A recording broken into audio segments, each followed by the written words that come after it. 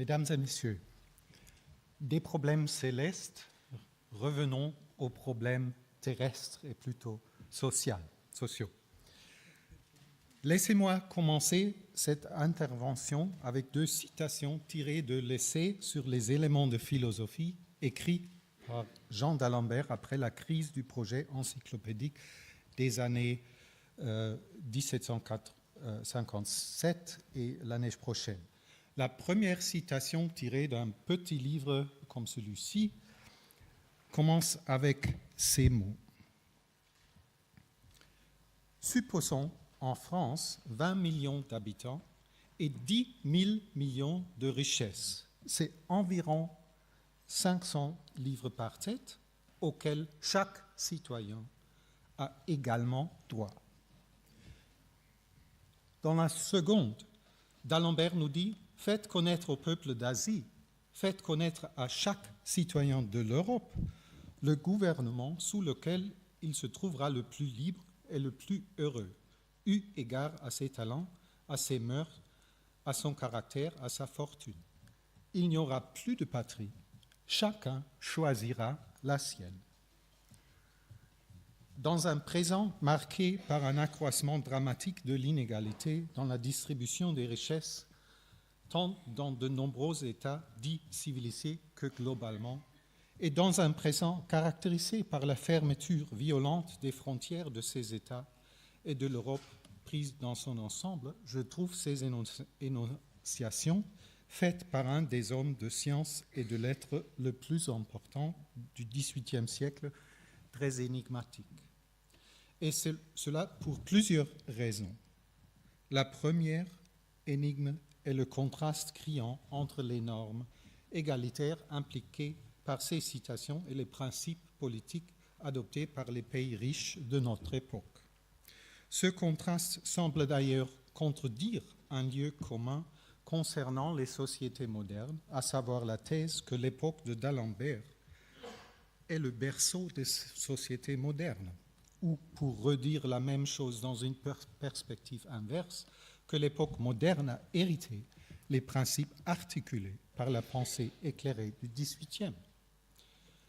En effet, il ne fait aucun doute que Jean d'Alembert, célébré aujourd'hui, était un des représentants les plus importants de la pensée des Lumières, même si je laisse à côté la question difficile d'une définition ou interprétation plus précise du terme de pensée éclairée. Et je crois que vous serez d'accord avec moi sur le fait que les principes que je viens de citer sont d'une portée assez radicale. Il faut donc se demander ce qui s'est passé avec de tels principes depuis la période de l'encyclopédie. Ou bien faut-il abandonner en partie l'idée que notre monde moderne aurait hérité des principes, ces principes de la période des Lumières? Avons-nous, dans les citations du début, un exemple d'une forme d'engagement intellectuel dans une réalité sociale dont la relation avec la période que nous nommons moderne est beaucoup plus complexe que l'idée simple d'héritage ne le suppose? Quelle était en fait la pratique politique et morale d'un homme de lettres et de sciences à cette période? La seconde énigme concerne la formation des principes cités. Quelles raisons ont-elles amené un géomètre au milieu du XVIIIe siècle à formuler de tels principes? Ce que je veux vous montrer, c'est que ces idées n'étaient pas des coïncidences, mais des idées raisonnées dans un cadre que l'auteur estimait comme une science morale de haute généralité et de grande solidité épistémologique.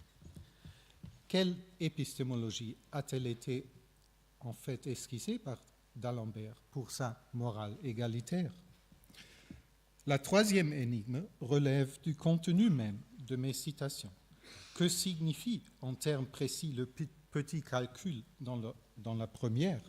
Quels détails sont-ils impliqués dans cette analyse des richesses et de la structure sociale? Notons que d'Alembert nous apprend que la division de 10 000 millions par 20 millions a pour résultat environ 500. Ce qui est un peu surprenant pour un mathématicien. Notez aussi que je ne vous ai pas encore donné la fin de la citation. En ce qui concerne la seconde citation, pourquoi d'Alembert s'adressait-il au peuple d'Asie et aux citoyens de l'Europe, et comment devons-nous comprendre sa prédiction qu'il n'y aura plus de patrie, alors qu'il ne dit pas qu'il n'y aura plus d'État? Quelle est la relation entre cette prédiction et un autre lieu commun actuel, l'idée d'un eurocentrisme profond de la pensée des Lumières? Quelle est en fait la portée géographique de la morale égalitaire esquissée par d'Alembert?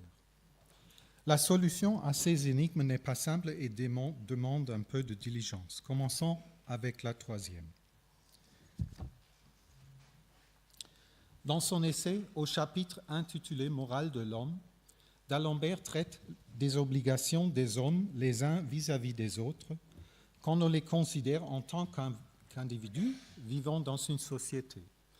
D'autres branches de la morale traitent les obligations d'une société réglementée ou d'un État vis-à-vis de ses membres, la morale des législateurs, de celle des États les uns envers les autres, la morale des États, et de celle des membres d'un État envers le dit État, morale des citoyens.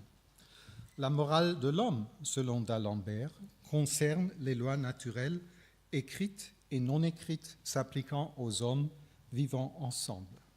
La fonction centrale des lois non écrites de la vie en société, dite aussi vertu, est d'après d'Alembert la garantie du bien-être de tous les individus.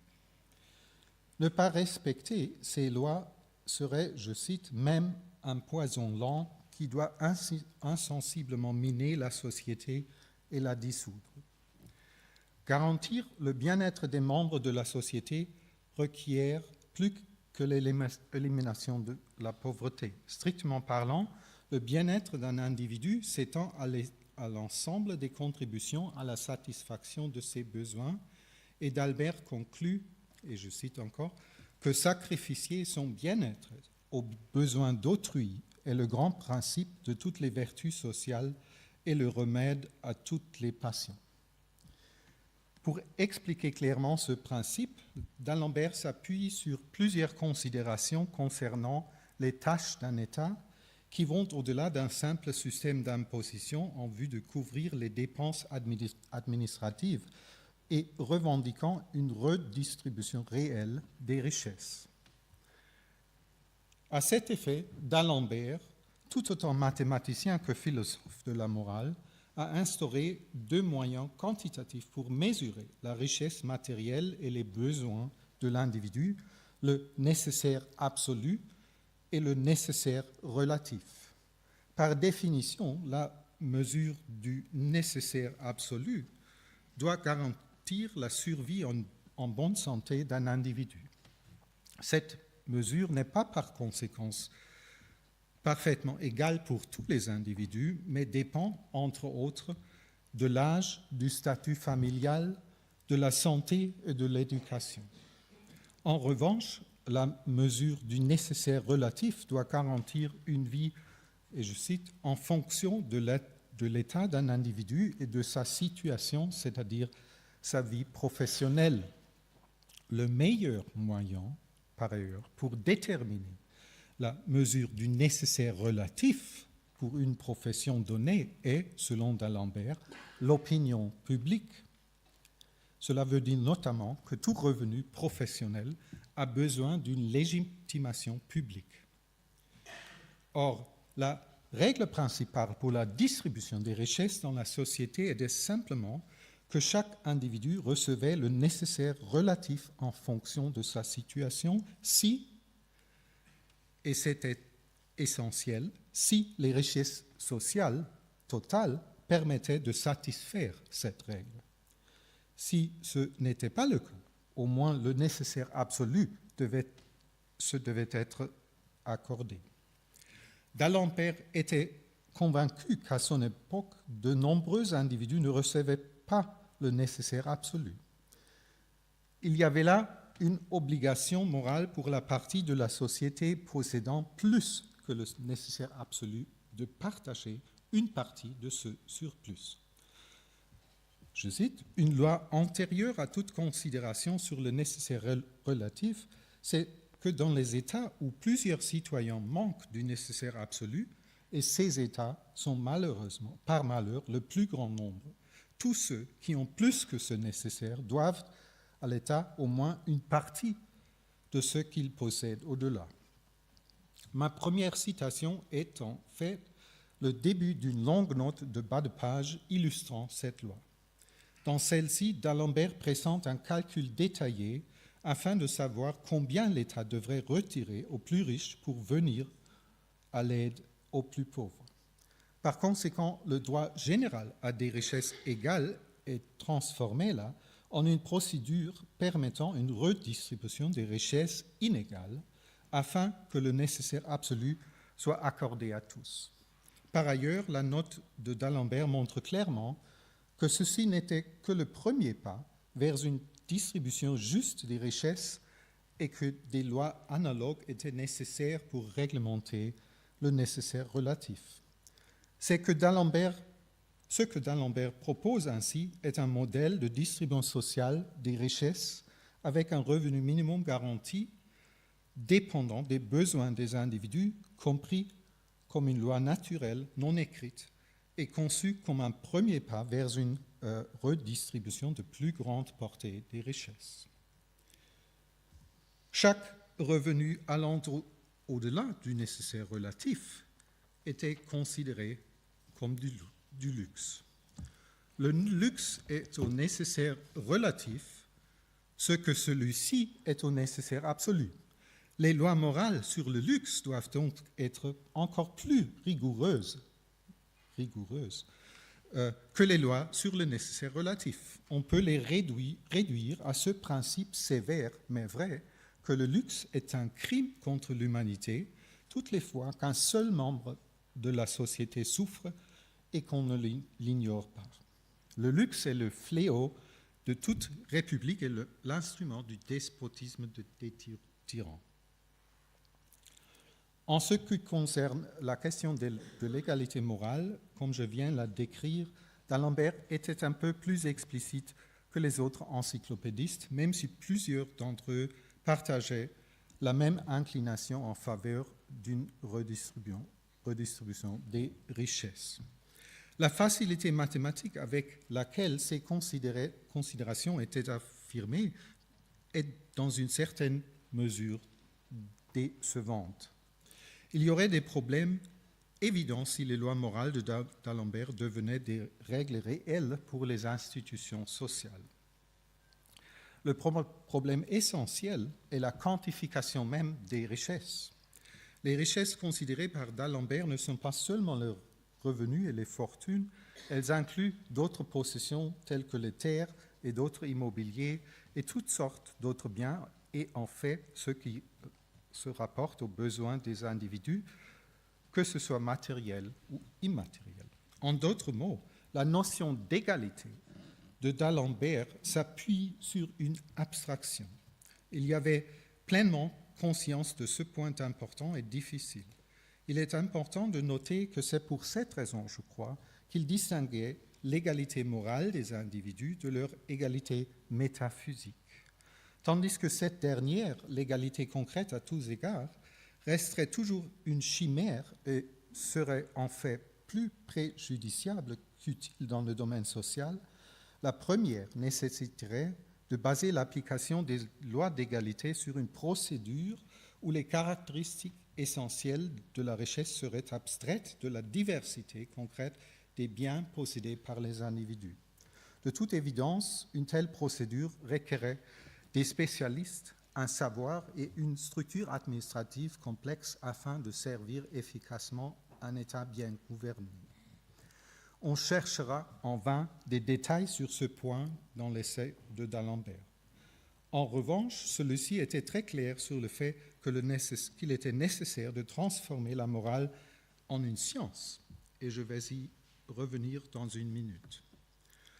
Le second problème dans la morale d'égalité de d'Alembert découle de la tension qui demeure dans l'esquisse d'une morale de l'homme et en la distinguant de la morale du citoyen, tout en donnant à ces lois une forme requérant un État responsable du contrôle de leur application. Pour d'Alembert, il était évident qu'il y avait une pluralité d'États. Les lois non écrites de la morale s'arrêtaient-elles ainsi aux frontières d'un État? En me posant cette question, je m'attendais à ce que ce problème révèle le franco-eurocentrisme implicite de notre auteur éclairé. C'est le cas en quelque sorte, mais pas de la manière dont je le présumais initialement. Il serait faux de soupçonner que les revendications universalistes des encyclopédistes concernant leur morale d'égalité cachaient une conception particulariste invoquant seulement sa validité au sein de certains États policés européens et abandonnant le reste du globe à lui-même. Une lecture plus approfondie de l'encyclopédie et de l'essai de d'Alembert révèle une supposition explicite dans la conception morale esquissée. L'existence des frontières ouvertes ou la possibilité d'une migration libre des individus entre les États. Je saute sur un article intéressant de l'encyclopédie traitant le concept de l'étranger et passe à d'Alembert. L'essai de d'Alembert contient des considérations liées à sa conception de la morale concernant les étrangers et les frontières. Il dit « Non seulement le citoyen est redevable de sa vie à la société humaine, il est encore redevable de ses talents à la société que le sort lui a donné ou qu'il s'est choisi. Nous disons qu'il s'est choisi, car dans les gouvernements qui ne sont pas absolument tyranniques, chaque membre de l'État, dès qu'il trouve sa condition trop onéreuse, est libre de renoncer à sa patrie pour en chercher une nouvelle. » Et puis la suite est la citation que je nous donnais au commencement de mon intervention. Cette considération s'appuie sur un nombre de présuppositions qui ne sont pas toutes inoffensives. D'Alembert attire l'attention sur un aspect de la distribution globale du savoir. Que savent les gens des conditions de vie dans les autres pays et, faut-il bien ajouter, des conditions pour s'y rendre? Cela réfère aux difficultés matérielles et pratiques de la migration. Mais on peut aussi voir plus précisément l'endroit où réside un certain eurocentrisme et le cliché classique du despotisme oriental chez d'Alembert. Ce n'est pas dans l'idée de garder les frontières européennes fermées, mais dans celle qu'aucun autre lieu au monde n'est plus agréable à vivre. Néanmoins, quel contraste saisissant par rapport aux réalités d'aujourd'hui. Avant de quitter ce sujet, je veux brièvement aborder la question de savoir si la vision de d'Alembert était celle d'une société et d'une culture globalement homogènes. Ce n'est pas le cas. Au niveau général, l'égalité morale, une égalité abstraite, était opposée à l'égalité métaphysique, concrète, égalité que d'Alembert rejetait. De la même manière, d'Alembert appréciait les différences entre les pays et les cultures. Dans ses écrits, il faut se pencher sur ses réflexions concernant les langues et les traductions ici. Ses observations préliminaires sur l'art de traduire, introduisant ces morceaux de Tacite à partir de 1759, offrent un argument remarquable concernant la diversité culturelle.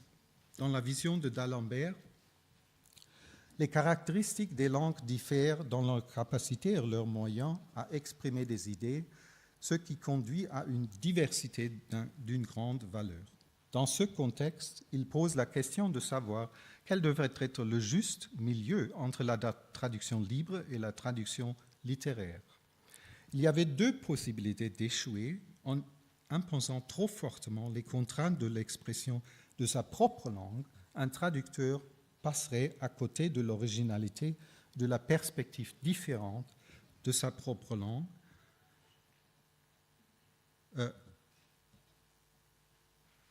différente de l'auteur étranger. En revanche, en essayant de suivre le style de la langue étrangère de manière trop servile, tout en rompant avec les conventions de sa propre langue, un traducteur échouerait à traduire cette affaire, passer quelques idées que ce soit. Alors, comment traduire? Il nous dit, on se trouve quelquefois avec des étrangers de beaucoup d'esprit qui parlent facilement et hardiment notre langue. En conversant, ils pensent en leur langue et traduisent dans la nôtre. Et nous regrettons souvent que le terme énergique et singulier qu'ils emploient ne soit point autorisé par l'usage. La conversation de ces étrangers, en la supposant correcte, est l'image d'une bonne traduction. La personne du migrant était donc le modèle pour l'art de traduire et la clé de l'appréciation de l'interaction entre différentes langues et différents pays. Pourquoi un géomètre, auteur d'articles bien accueillis sur les sciences mathématiques tels que le traité de dynamique et tous les autres traités, pourquoi un tel géomètre s'est-il intéressé à des questions de morale? La réponse facile et superficielle serait de faire référence au rôle de d'Alembert dans le projet d'encyclopédie.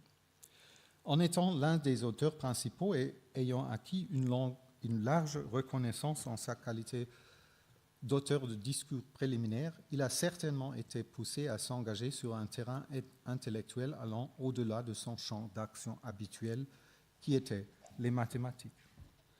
Après le désaccord avec Diderot dans la tourmente qui a suivi la publication du volume 7 de l'encyclopédie, que je ne vais pas aborder plus avant ici, d'Alembert a continué d'élaborer sa perspective générale du savoir et du rôle de ce dernier pour la société, et l'essai sur les éléments de philosophie publié en 1759 témoigne clairement de cela. Mais il y a un rapport plus intrinsèque et moins évident entre l'agenda de d'Alembert dans les sciences mathématiques et ses considérations concernant l'égalité morale. Ce rapport s'appuie sur ses convictions concernant l'épistémologie de ces deux domaines. Il était évident que pour lui qu'obtenir une connaissance des lois de la nature non écrites en matière sociale était une partie, et en fait la partie essentielle d'une science, la science morale. Un des devoirs de cette science était de déterminer les limites du nécessaire absolu et du nécessaire relatif, comme je l'ai décrit. Compte tenu que ces deux mesures du bien-être sont dépendantes de la situation de l'individu, cette tâche est complexe et requiert d'avoir à disposition des données exactes et un calcul social que seule une science proprement dite serait en mesure de livrer. Même si l'évaluation des besoins et des richesses des individus requérait un examen approfondi de la situation individuelle, cette science basée sur, je cite, « ce qui appartient essentiellement et uniquement à la raison », fin de citation, devrait être rigoureusement universelle et, une autre citation, uniforme chez tous les peuples. Cependant, d'Alembert déplorait qu'on ne fait pas tant d'honneur à cette science dans nos écoles. On la rejette pour l'ordinaire à la fin de toutes les autres parties de la philosophie. Et on la réduit à quelques pages où l'on se borne à agiter des questions vides et scolastiques, aussi peu propres à nous instruire qu'à nous rendre meilleurs. Malgré cette négligence, la science morale avait un statut spécial. Peu de sciences ont un objet plus vaste, des principes plus susceptibles de preuves convaincantes. La dernière citation, je trouve, s'applique aussi à la mathématique, à la géométrie, aux sciences morales, et c'est une parallèle qui me frappe. En d'autres termes, la science morale occupait une place tout aussi universelle et stable épistémologiquement dans le savoir sur les affaires humaines que les sciences mathématiques dans le savoir sur le monde de la nature. Ce parallélisme épistémologique est essentiel dans l'essai de d'Alembert et a été partagé plus tard par d'autres auteurs proches de lui. Je n'ai malheureusement pas le temps de développer ceci en détail, mais voyez le tableau suivant résumant le parallélisme épistémologique entre les sciences mathématiques et la science morale selon d'Alembert. La relation entre les deux domaines est plus qu'un simple parallélisme. Ils sont reliés tous les deux dans une expérience sensorielle et des perceptions primaires avant que la réflexion ne se développe dans deux directions, encore une citation, « En effet, le mal physique est la suite ordinaire du mal moral, et comme nos sensations suffisent sans aucune opération de notre esprit pour nous donner l'idée du mal physique, il est évident que dans l'ordre de nos connaissances, c'est cette idée qui nous conduit à celle du mal moral. » L'universalisme défendu dans la science morale de d'Alembert n'était donc pas déduit des principes positifs premiers, mais motivé par une expérience sensorielle négative, tant matérielle que morale, une expérience de souffrance et d'inégalité subie par des êtres humains. C'est par conséquent un universalisme situé, je dirais, un universalisme motivé par une situation spécifique dans laquelle, et je cite, le bien-être physique des membres de la société est troublé.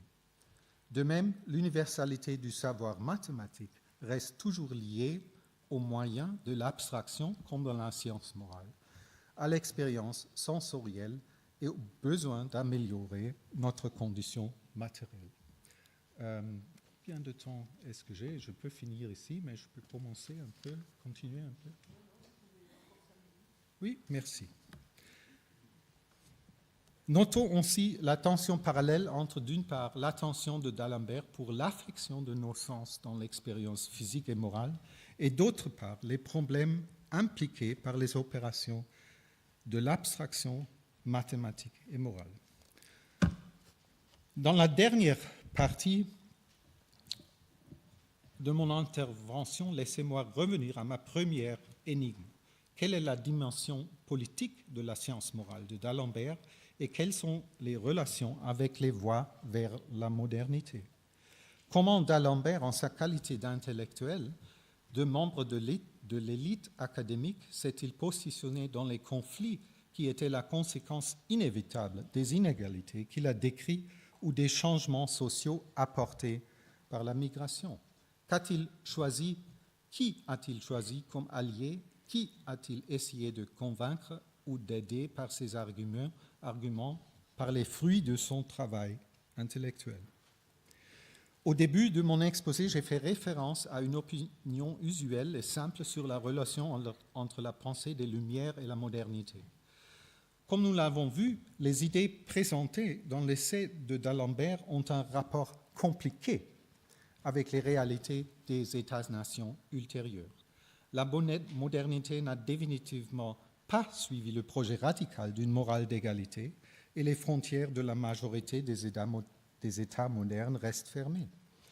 Le contraste entre la position prise par d'Alembert et les réalités de la société dans laquelle il vit et qui pourrait éventuellement devenir la nôtre requiert des explications. Pour une dernière fois, revenons à d'Alembert, l'homme de lettres.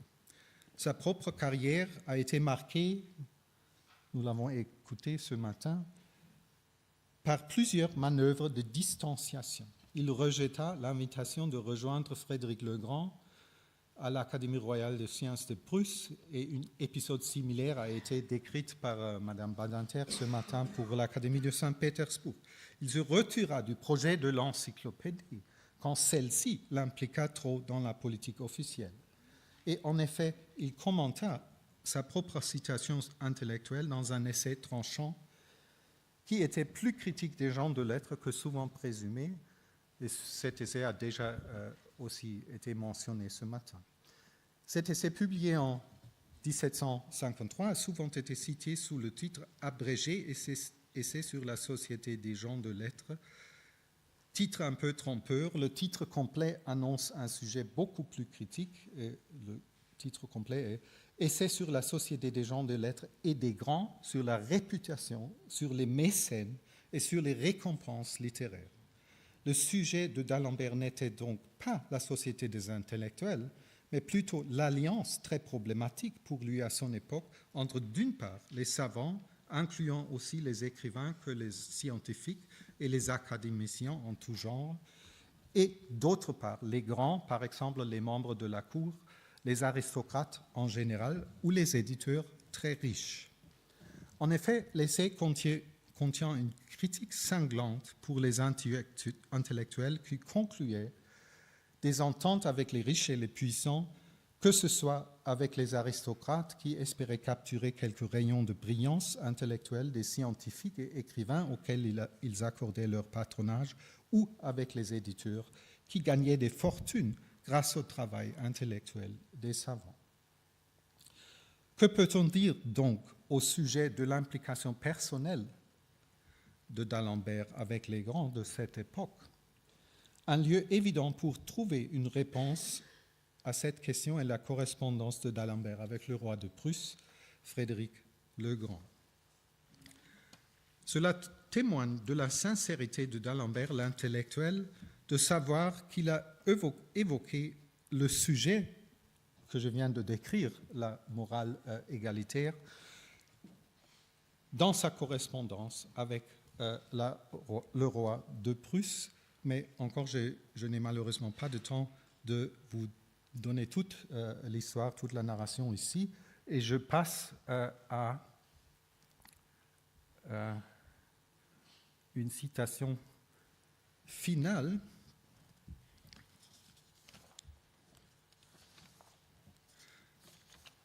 où d'Alembert discute avec le roi la question s'il serait possible pour un pauvre qui se trouve dérobé du nécessaire absolu de voler d'un riche qui vit dans le luxe.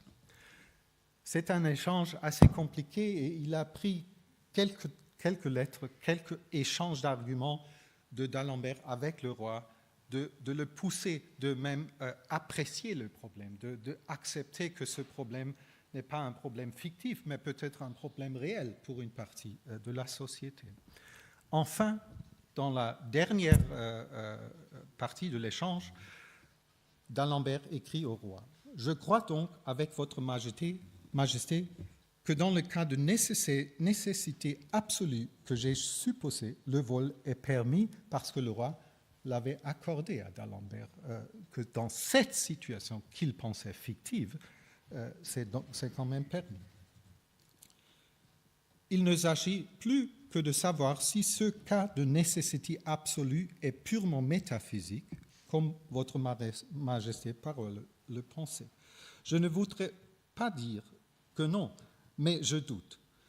Et j'ai vu souvent des gens si malheureux, si dénués de secours après avoir frappé vainement à 1000 portes que je ne savais ce qu'ils devaient faire, de frapper à la 1001e ou de se procurer leur subsistance aux dépenses des riches, s'ils pouvaient le faire, s'ils pouvaient avec quelque sûreté pour eux-mêmes. Le mot de l'énigme est, ce me semble, que la distribution des fortunes dans la société est d'une inégalité monstrueuse, qu'il est aussi atroce qu'absurde de voir les uns regorger de superflu et les autres manquer du nécessaire. Mais dans les grands États surtout, ce mal est irréparable et on peut être forcé de sacrifier quelquefois des victimes, même innocentes, ça il dit pour le roi, pour empêcher que les membres pauvres de la société ne s'arment contre les riches. Alors le terrain devint un peu dangereux ici. Comme il serait tenté et peut-être en droit de le faire.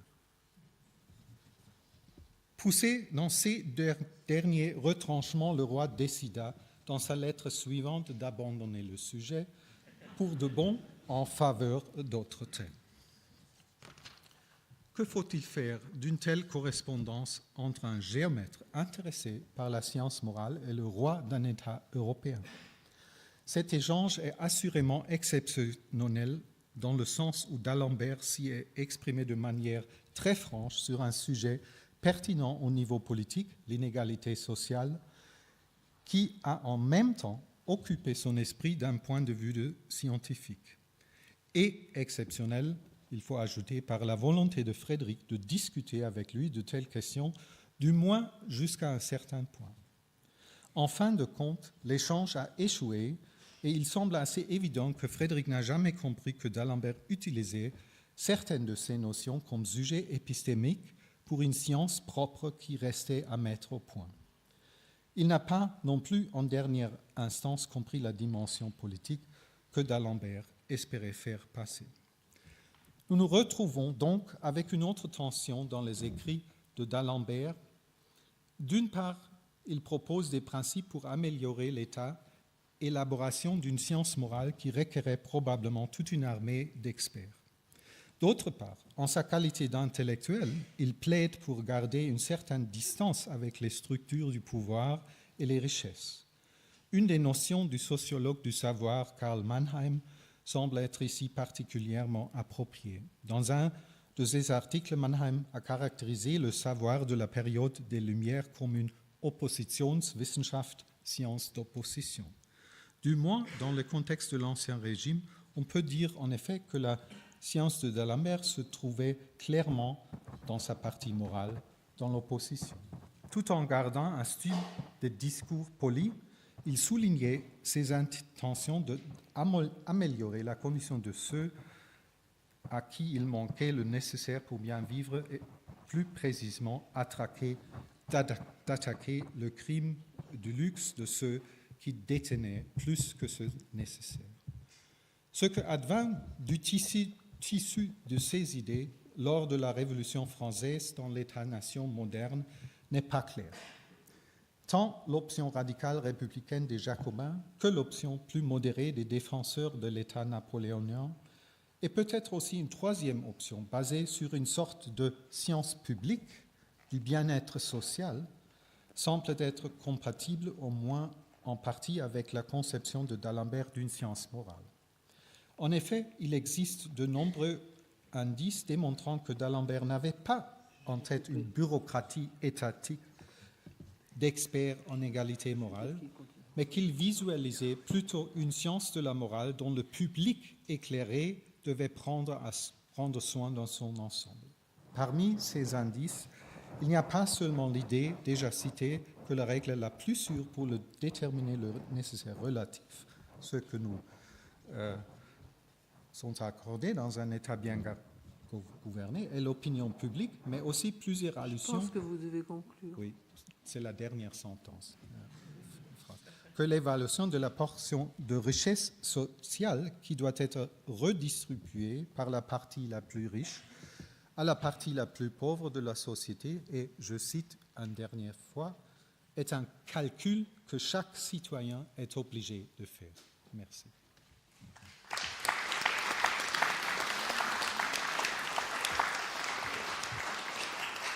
Merci. On a le temps pour quelques questions. Oui. Oui, merci Monsieur le Professeur de ce très brillant exposé. Sur la base de votre texte que vous citez, la lettre de d'Alembert à Frédéric II du 30 avril 1770, il y a quand même peut-être une ambiguïté. Il dit « Dans les grands États, ce mal, l'inégalité, est irréparable et on peut être tenté de sacrifier quelques victimes innocentes. » Les victimes innocentes à sacrifier, c'est vraiment quelques riches ou c'est quelques pauvres? C'est une lettre à Frédéric II. C'est quelques pauvres oui, qui seraient punis du roi, mais il faut donc décoder une telle correspondance pour vraiment comprendre ce qu'il veut dire et ce qu'il veut faire passer au roi. Et ce qu'il veut faire passer au roi ici, dans cette lettre, je crois, c'est de montrer au roi que c'est un peu dangereux de ne s'occuper pas de cette inégalité sociale parce qu'il y a un danger et c'est que les gens pauvres s'arment et se relèvent contre les rois. Et c'est ça vraiment que je crois est le message dans cette lettre-ci. Oui, Claude Debru. Oui, merci beaucoup pour cet exposé très, fort dans son message. La mathématisation des sciences morales et sociales est un objet important du XVIIIe siècle. Alors, il y a sans doute des différences de génération entre d'Alembert, par exemple, Buffon, qui a écrit un essai d'arithmétique morale, Lavoisier, qui a énormément fait, bien entendu, y a-t-il eu des relations entre ces trois personnages? C'est une question compliquée. On espère que tout le travail qui sera fait ici à Paris va nous donner des réponses. Alors, l'image, vous l'avez déjà mentionné dans la question, je crois que c'est là une dynamique de génération. Et d'Alembert, il est au commencement de ce développement. Il a des visions de ce qu'il appelle les éléments d'une science de morale. Alors, les principes dont on fait départ dans ces sciences-là, il n'a pas donné toute l'esquisse de la science entière. Ça reste à faire aux prochaines générations. Et donc, je crois qu'ici, d'Alembert a vu quelque chose qui est un développement dans le cadre des sciences.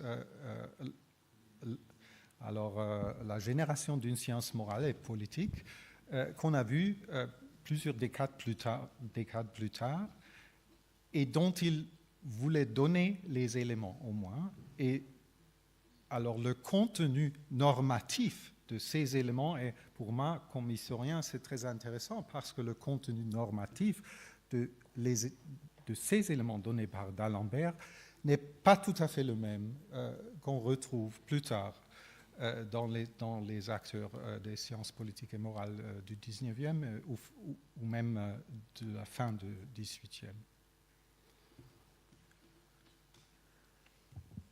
Une dernière question. Irène. Oui, je me demandais, tu n'as pas utilisé le mot, mais d'Alembert utilise le mot pour ce cadre de science morale, ces éléments de science morale. Il a utilisé le mot de catéchisme moral. Oui. Et je me demandais, voilà, ce que tu pouvais nous en dire, parce que je pense qu'il y a quand même chez d'Alembert la volonté de changer les cadres de pensée de la morale en les sortant, s'il l'appelle catéchisme moral, ce n'est pas par hasard, c'est en les sortant d'un cadre religieux. En fait, ça figure dans l'échange avec Frédéric sur ce petit paradoxe-là. Et c'est Frédéric qui a envoyé ce que d'Alembert nomme un catéchisme de morale à d'Alembert. Et pour Frédéric, c'était un petit livre pour les jeunes gentilshommes pour apprendre la morale. Et puis, dans